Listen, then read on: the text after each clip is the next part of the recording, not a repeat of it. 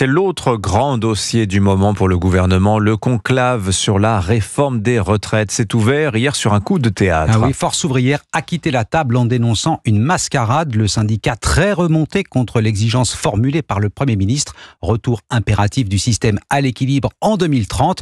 Toujours dans le Figaro ce matin, François Bayrou brandit la possibilité d'en appeler directement aux Français. Barthélémy Philippe. Oui, le Premier ministre envisage bel et bien que la question des retraites soit tranchée par les Français, pourtant largement défavorables à la réforme de 2023.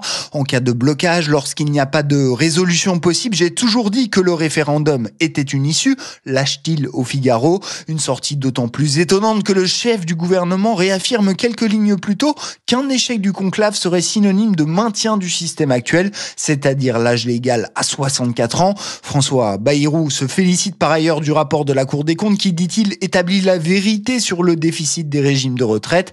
Enfin, le Premier ministre trace une ligne rouge, alors que certains ministres proposent de mettre à contribution les retraités qui bénéficient d'un niveau de vie égal à celui des actifs. François Bayrou refuse catégoriquement de baisser les pensions. Sans le dire clairement, le Premier ministre adresse ainsi une fin de non-recevoir à tous ceux qui suggèrent de désindexer les pensions par rapport à l'inflation ou d'augmenter le taux de CSG des retraités les plus aisés. Barthélémy Philippe du service économie d'Europe.